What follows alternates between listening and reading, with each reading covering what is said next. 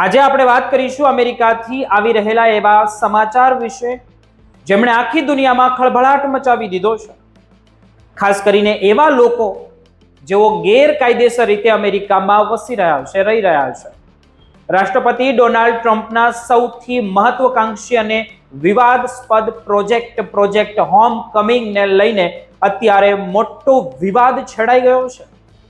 Trump વહીવટી તંત્રએ દાવો કર્યો હતો કે તેમના સેલ્ફ ડિપોર્ટેશન પ્રોગ્રામ હેઠળ લાખો લોકોએ અમેરિકાને છોડીને પોતાના દેશ પરત ફર્યા છે. પરંતુ તાજેતરમાં એક લીક થયેલા એક આંતરિક દસ્તાવેજે સરકારના આ દાવાની પોલ ખોલી નાખી હોય તેવું સામે આવ્યું. આ પ્રોજેક્ટ હોમ કમિંગ શું છે, તેમાં કઈ કઈ સુવિધાઓ આપવામાં આવે છે અને શા માટે આ પ્રોજેક્ટ અત્યારે સવાલોના ઘેરામાં છે, તે અંગેની સંપૂર્ણ વિગત અને માહિતી આજે અમે તમને આપીશું. મિત્રો, જ્યારે ટ્રમ્પે સત્તા સંભાળી ત્યારે તેમણે સ્પષ્ટ કહ્યું હતું કે જે પણ લોકો ગેરકાયદેસર ઇમિગ્રેન્ટ્સને દેશમાંથી બહાર કાઢવા કે તેમની પ્રામાણિકતામાં રહેશે, આ માટે તેમણે પ્રોજેક્ટ હોમ કમિંગ શરૂ કર્યો હતો, જેમાં તે લોકો પોતાની મેળે અમેરિકા છોડવા તૈયાર થાય તેમને સરકાર તરફથી ફક્ત મફત વિમાન ટિકિટ અને સાથે $2600 એટલે કે અંદાજે ₹2.25 લાખ એક્ટિવ બોનસ આપવાની જાહેરાત કરવામાં આવી હતી. સરકારનો તર્ક એ હતો કે બળજબરીથી ડિપોર્ટ કરવા પાછળ જે મોટો ખર્ચ થાય છે તેમના કરતા આ પદ્ધતિ સસ્તી અને માનવીય છે. પરંતુ હવે જે આંકડાઓ સામે આવી રહ્યા છે તે આશ્ચર્યજનક છે.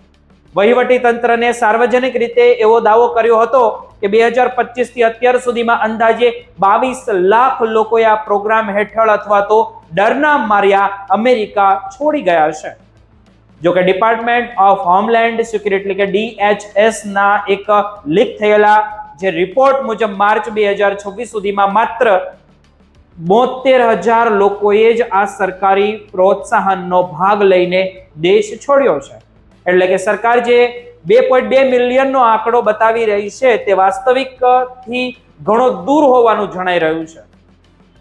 આ મામલામાં સૌથી વધુ ચોંકાવનારી વાત તો એ છે કે આ 72,000 લોકોમાંથી પણ અડધાથી વધુ લોકો એવા હતા જેઓ પહેલેથી જ જેલમાં અથવા તો ડિટેન્શન સેન્ટરમાં હતા અને તેમણે કાયદેસરની લાંબી લડત લડવાને બદલે બોનસ લઈને પરત જવાનું પસંદ કર્યું હતું.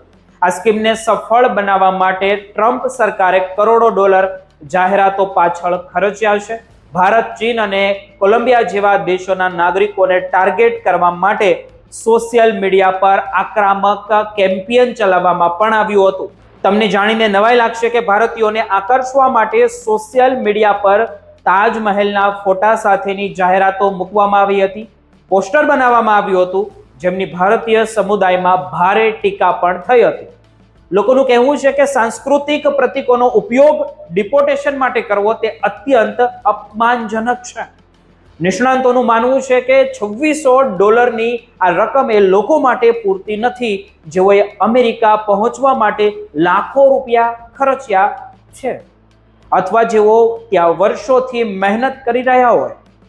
ભલે સરકાર એવો દાવો કરે કે સેલ્ફ ડિપોર્ટેશનથી જે ટેક્સ પેયરના પૈસા બચે છે, પરંતુ ગ્રાઉન્ડ રિપોર્ટ કંઈક અલગ જ વાર્તા કહી રહ્યું છે. આ આંકડાકીય વિવાદ વચ્ચે હવે વિપક્ષી નેતાઓ અને માનવ અધિકારી સંગઠનો સવાલ ઉઠાવી રહ્યા છે કે જો માત્ર 72,000 લોકો આ ગયા છે, એટલે કે બહાર ગયા છે, દેશ છોડ્યો છે, તો બાકીના 20 લાખથી વધુ લોકો ક્યાં ગયા?